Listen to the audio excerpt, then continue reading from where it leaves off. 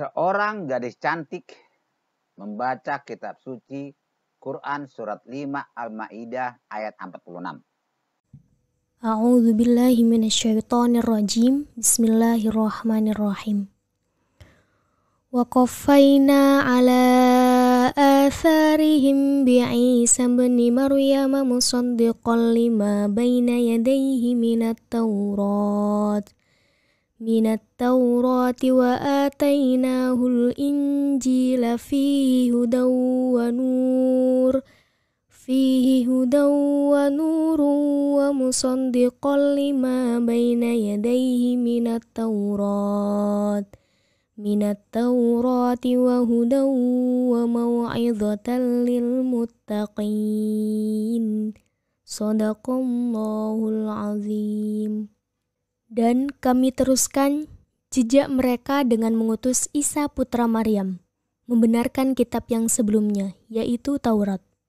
Dan kami menurunkan Injil kepadanya.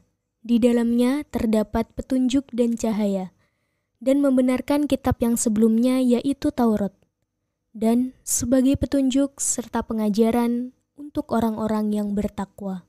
Setelah dia baca ayat ini, timbul pertanyaan dalam hatinya.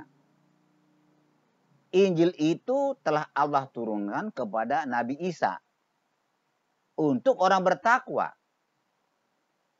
Dia berpikir dan merasa bahwa dia adalah orang bertakwa.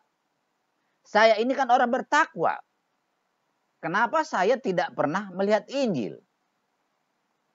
Lalu dia bertanya kepada Ustadz Kainama. Di mana Injil yang asli sekarang? Dan Ustadz Kainama menjawab, Injil itu hanya ada di dalam Al-Quran. mendengar jawaban Ustadz Kainama ini, dia merasa heran dan kaget.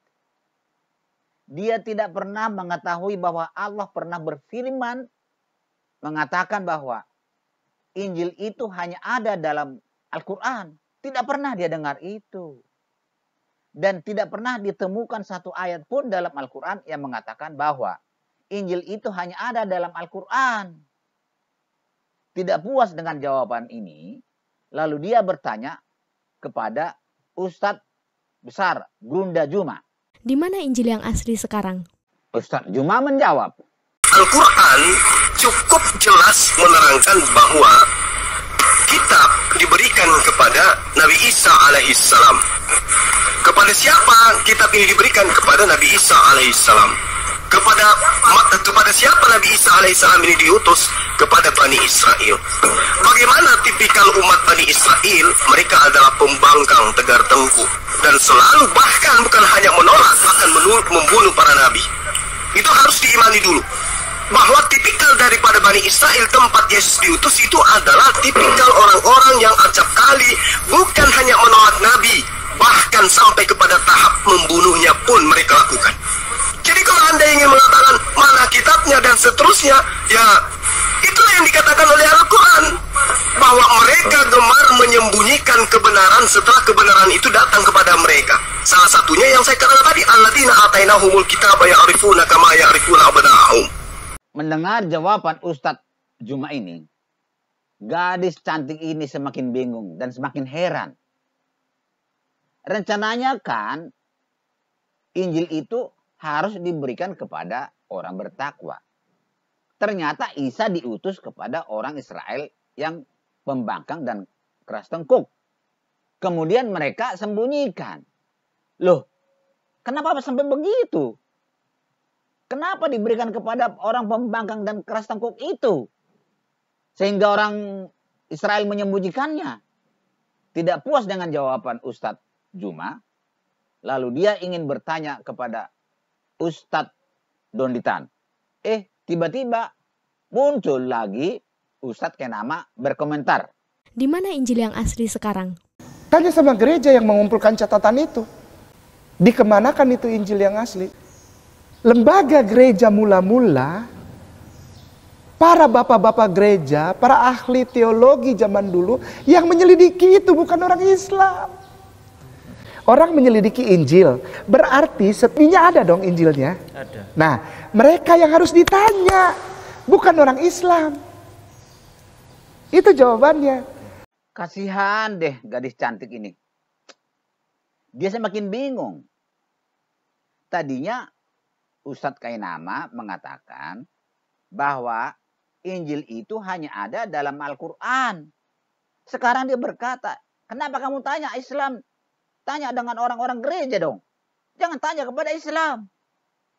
Karena orang gereja yang menyembunyikannya. Loh, bagaimana ini Ustadz-Ustadz ini pada bikin saya bingung. Tidak puas dengan ini, tidak puas dengan Kainama, tidak puas dengan Juma. Lalu dia bertanya kepada Ustadz Donditan. Di mana Injil yang asli sekarang? Donditan menjawab.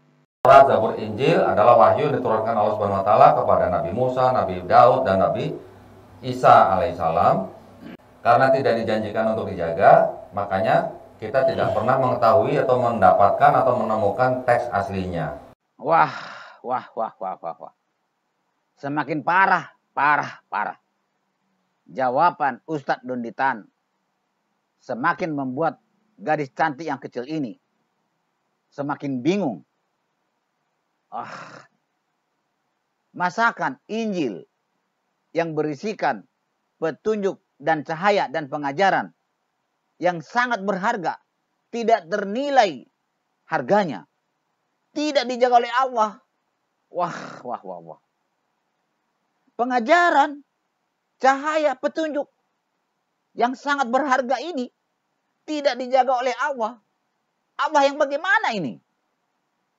Gadis kecil ini sangat kecewa atas jawaban-jawaban para ustadz-ustadz itu. Akhirnya dia tidak mau lagi bertanya kepada ustadz hal-hal seperti ini.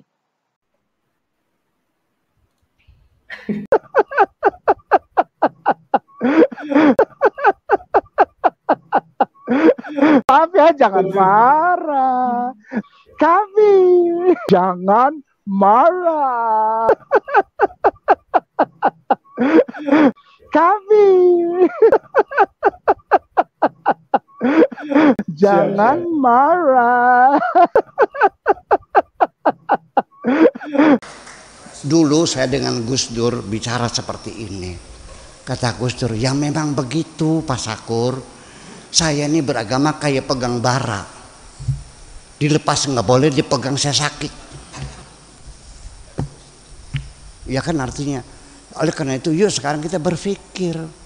Jangan takut murtad dong. Daripada kamu mempercayai sesuatu yang tidak benar.